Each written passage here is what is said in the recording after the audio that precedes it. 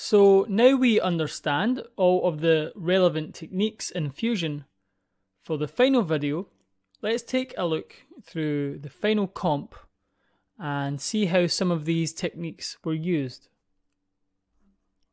Now you can see in general the comp is pretty straightforward, it's not very complex at all. And this is because I prefer to do most of my changes within Houdini wherever possible, including color corrections and balancing. And this just makes it, less comp heavy and also allows for higher levels of realism and less faking in comp. So if we take a look at the before and after, this is the raw render and this is the final image, you can see taking it through comp is definitely worthwhile. Okay, so let's go through this whole stream here. Now, move this out of the way. Whoop.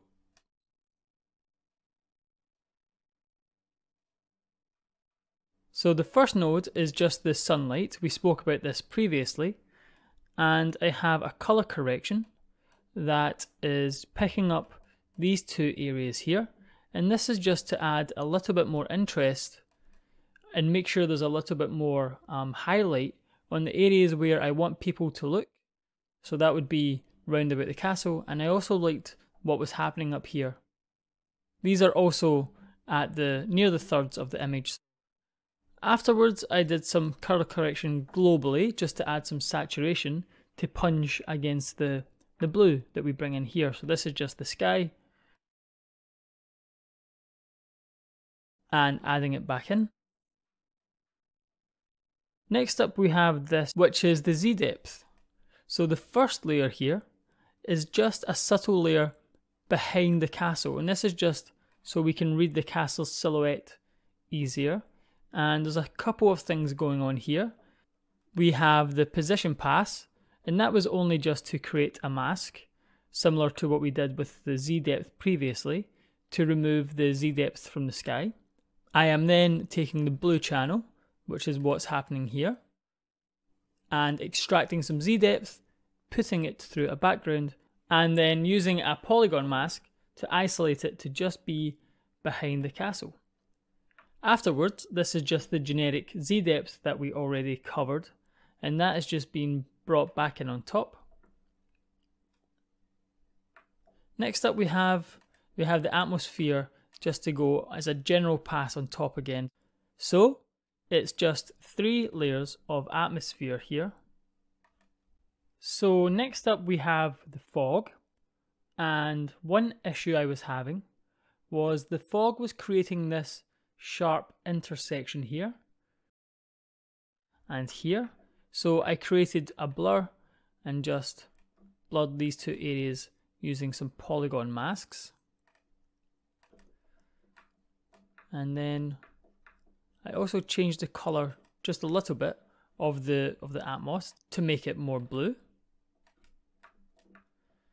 So this is the fog banks coming in here.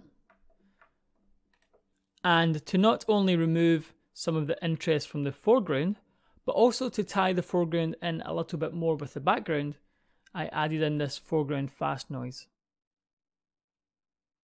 Now I could have done this in 3D, but it wasn't something I picked up until after I rendered it, so I used the fast noise to add this back in.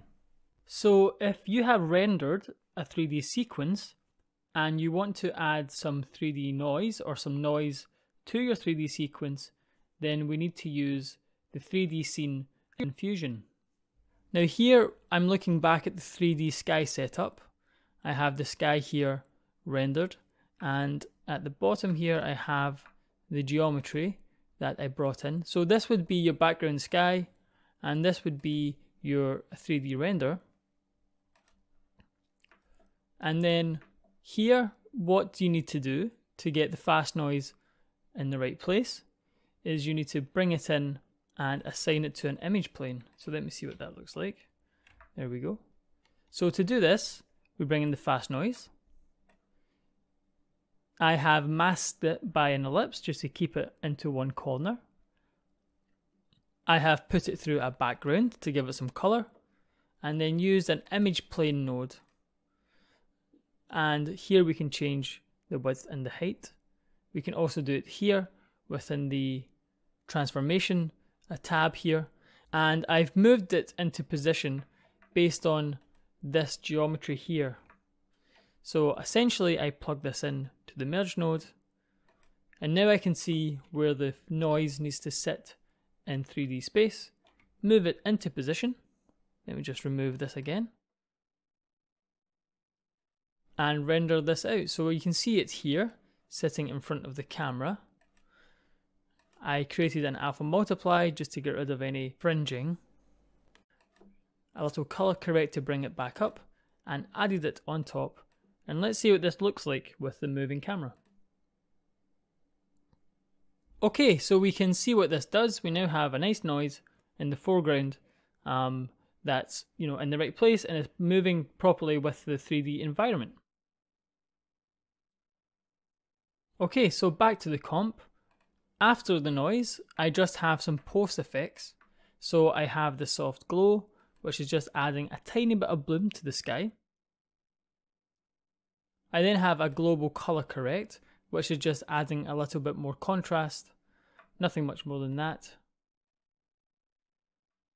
Afterwards, I have this ellipse, and this is the bloom that we spoke about just in the top left. I then have some camera fall off.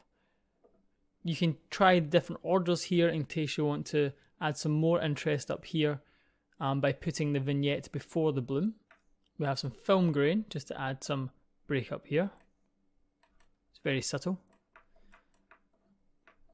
I have another global color correct, although I don't think I'm doing anything on this one. Perhaps I was in the past, but I have since disabled this. And then the OCIO, and finally adding in the black bars, and this is just to bring it back to 1920 by 1080, and where previously the render was 1920 by 803. So this gives me a nice wide cinematic feel. Now I didn't need to use any volume masks or cryptomats for this, but I felt it was a good idea to show you what these are and to help you understand these, because they can both come in very handy, especially for animated sequences. Great, so that about wraps up Fusion. For this week's assignment, it's about getting to grips with Fusion, using some of these tools, and comping and completing your image. Thanks.